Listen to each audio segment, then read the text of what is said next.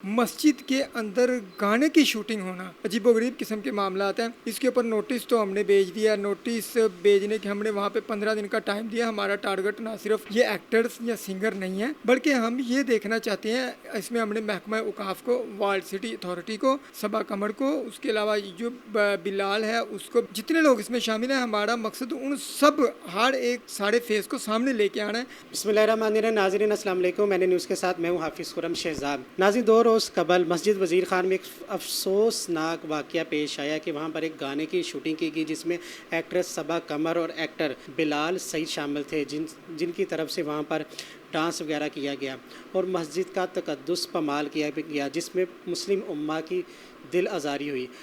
अब जब ये सारा वाक़यात हो चुका, सोशल मीडिया पर भी एक कहराम मच गया कि इनके ख़िलाफ़ कार्रवाई होनी चाहिए। जिस तरह कार्रवाई करनी चाहिए थी वैसे तो गवर्नमेंट की तरफ से कार्रवाई नहीं की गई।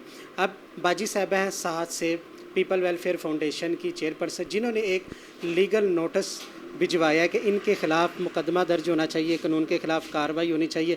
बताया जाए कि इनके कहने पे ये सारे मामलात हुए। एक्ट्रेस ने तो डांस वगैरह कर लिया, लेकिन इसके पीछे कौन कौन कान शामिल थे कि पैसे लेके आप किस तरह मस्जिद का तकद्दुस पमाल करते हैं। वर्ल्ड सिटी और महकमा औकाफ को नोटिस चले गए। वकील साहब मौजूद हैं, मुदस्सर चौधरी साहब, जो किसी तारुफ के मुहताज हैं, जिनकी तरफ से लीगल नोटिस भिजवाया जा रहा है। अब जो वो अदाकार थे उन्होंने आकर सोशल मीडिया पर माफ़ी भी मांग ली है। जबकि माफ़ी मांग ली है तो अब वकील साहब से पूछती हैं इनका अगला स्टेप क्या है। क्या ये FIR ही करवाना चाहती हैं कि किस तरह इस मामले को देखती हैं? जी, सबसे पहले तो हाफ़िज़ खुरम शहजाद साहब, आपका बहुत शुक्रिया कि आप तशरीफ़ लाए और इस इशू के ऊपर आपने भी बाकी दोस्तों की तरह आपने भी बहुत ज़्यादा साथ दिया।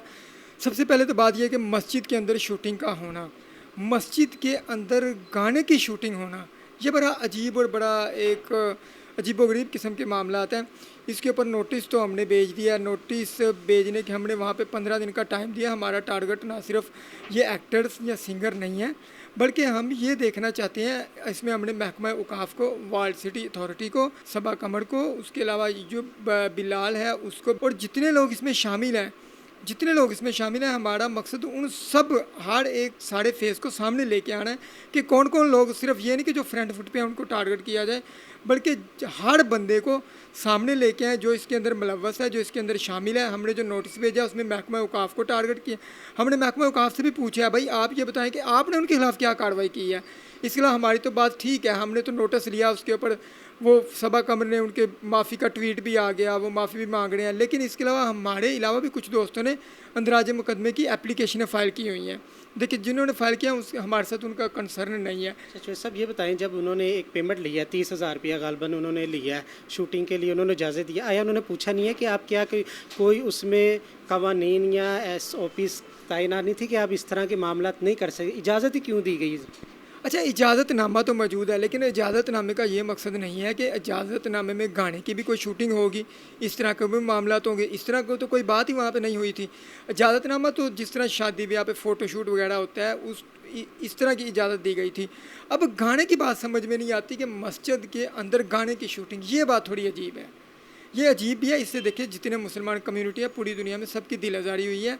और एक क्रिमिनल ऑफेंस भी 295A, वो भी इससे कोगनिजेबल ऑफेंस भी मेड आउट हुआ है, जिसके बाबत अंदराज मुकदमा की दरख्वास्तें मुख्तलिफ थानों में जा चुकी हैं।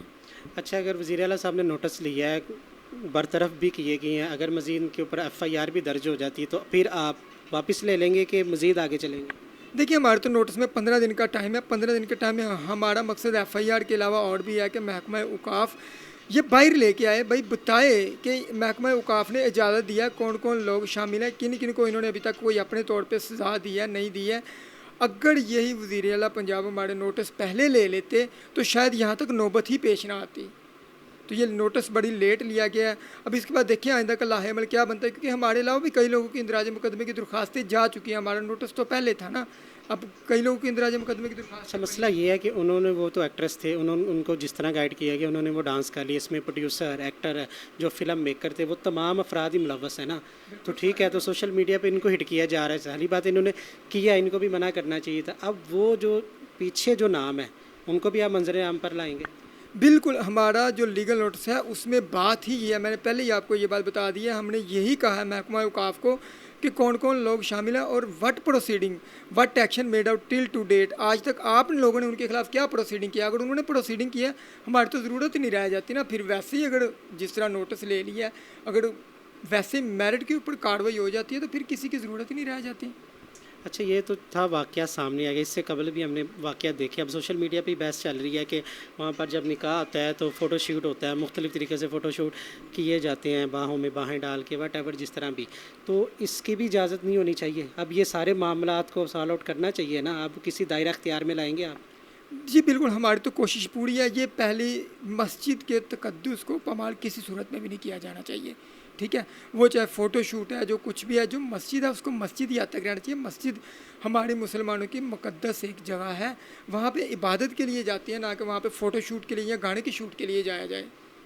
अच्छा, ये तो मस्जिद का तो तकद्दुस पामाल नहीं करना चाहिए, अल्लाह की तरफ से भी गुनाह है। वैसे कानून क्या कहता है? कानून के इसके बारे में कौन सा एक्ट है, क्या सज़ा है इसकी जो अगर इस तरह की हरकत की जाती है? देखिए, इसके अंदर हमारी पाकिस्तान पिनल कोड में 295A का सेक्शन मौजूद है, जिसके अंदर लिखा है मुसलमानों के जज्बात को उभारना या मुसलमानों के जज्बातों के साथ खेलना। उसके ऊपर हमारा कानून मौजूद है और पूरा हरकत में आता है। उसमें ऐसी कोई बात नहीं। उसी कानून को हरकत में लाने के लिए उस कानून के तहत कितनी सज़ा है जो मिल सकती है इंसान? सज़ा क्या है उसकी?